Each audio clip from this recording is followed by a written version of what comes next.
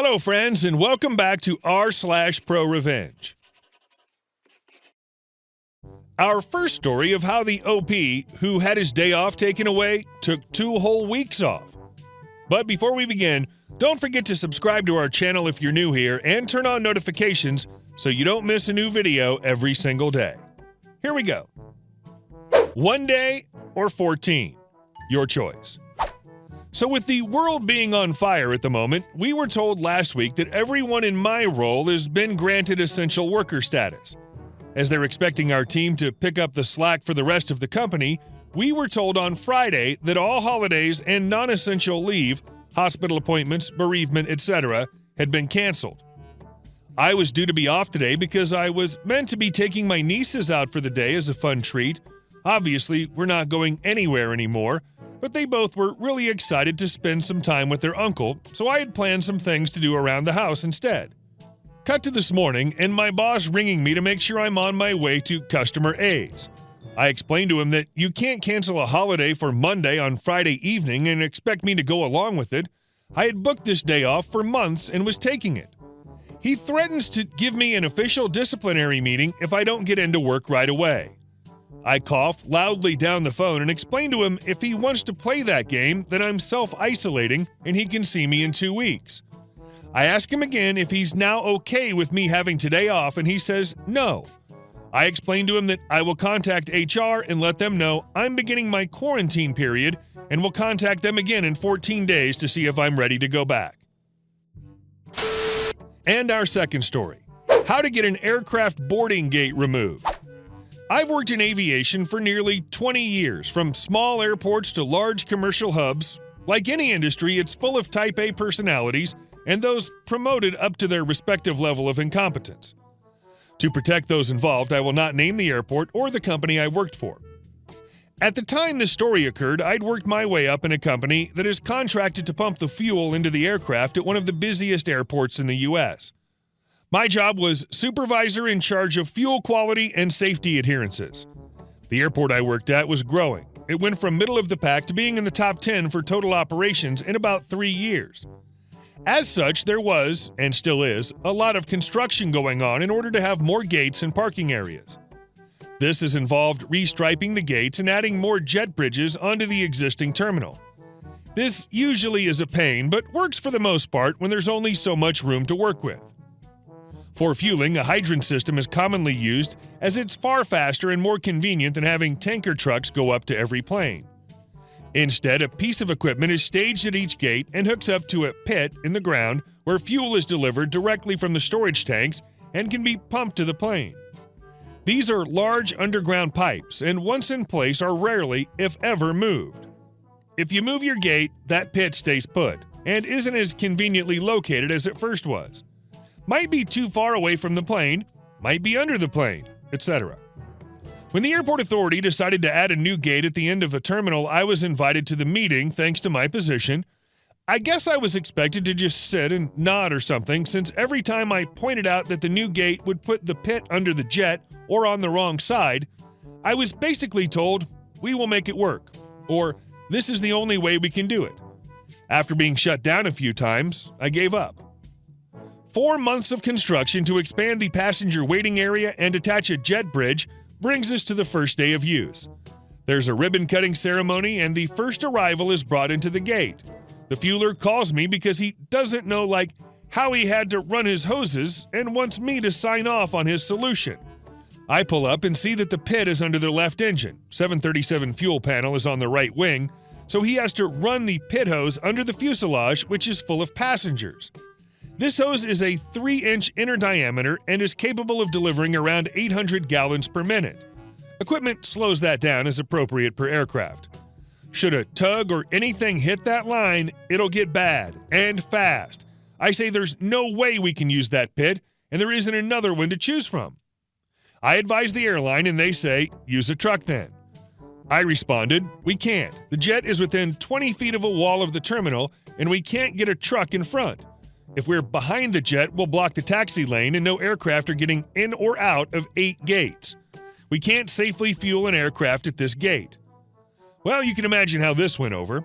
Within 15 minutes, I have the highest level person in town for the airline, the airport duty manager, who brought a couple of airport police with him for some reason, my GM, and the manager for the baggage loaders all at the gate.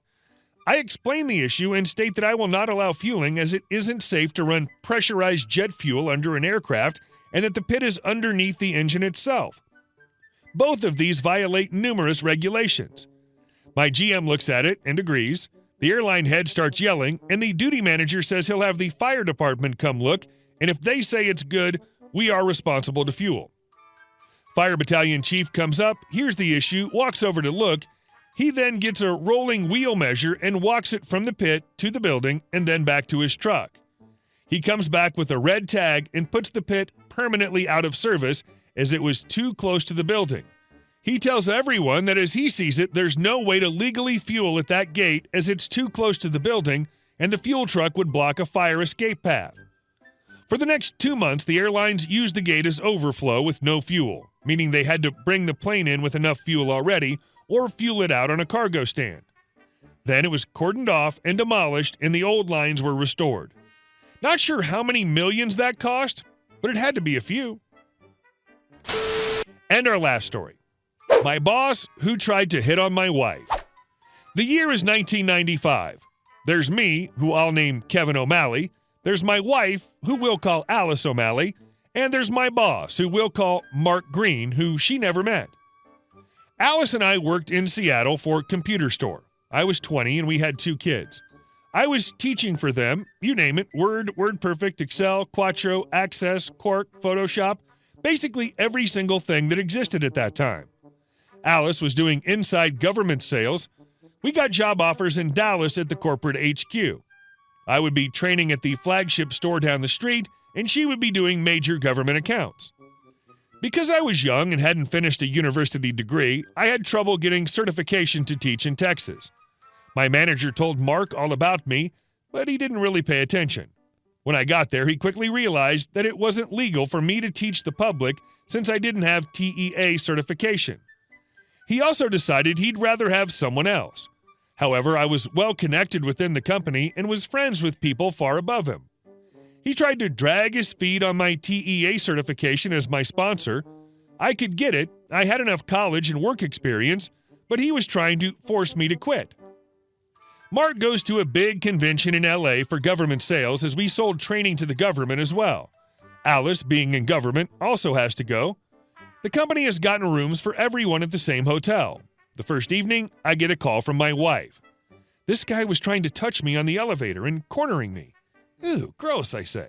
Well, you're a big girl. Tell him to F off. Knee him in the balls or something. I will if I see him again, she replied. I thought nothing of it. That was that. A few hours later, I get a call from my wife. She seemed pleased with herself. You could hear her smile beaming through the phone. Kevin, she excitedly blurted out. You'll never guess what I did. I'm somewhat perplexed as I'm thinking she's won the lottery or something. What'd you do? You know your manager, Mark? Yes, Alice, of course I know Mark. He's the bane of our effing existence. He's threatening our ability to be able to live. F that guy. What? In the most serious tone I have ever heard out of her, she says, Mark is the guy who was hitting on me. I pause and say, okay, so what happened? Alice says, well, I was at the bar and he comes up to me and I'm sitting there with my name tag having a drink and talking to Karen, my coworker. He comes up and tries touching me, fondling me. I tell him to stop. We were all wearing name tags from the convention, but he wasn't. He looks at mine and says, O'Malley, and starts to pause. She goes on.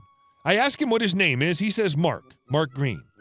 I instantly figure it out. I say to him, don't you know my husband?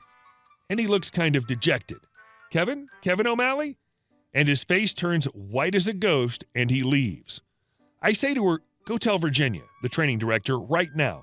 Go tell her right now. Virginia is a friend of mine because I created and developed the first internet instruction course for us in 1994, and we marketed it to the entire company.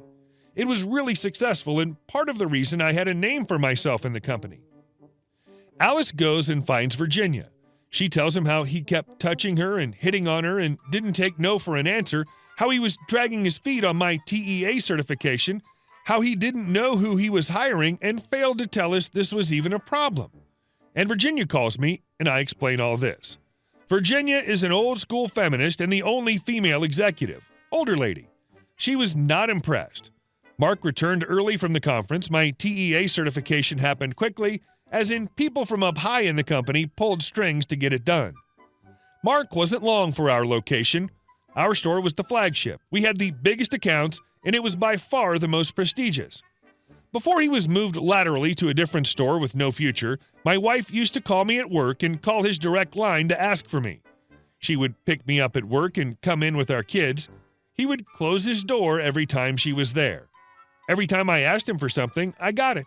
And I made it a point to ask him for stupid crap. All the time. And then he left for the crappy store and eventually left the company for good. Hey guys, thank you all for watching the video. I'll see you in the next one.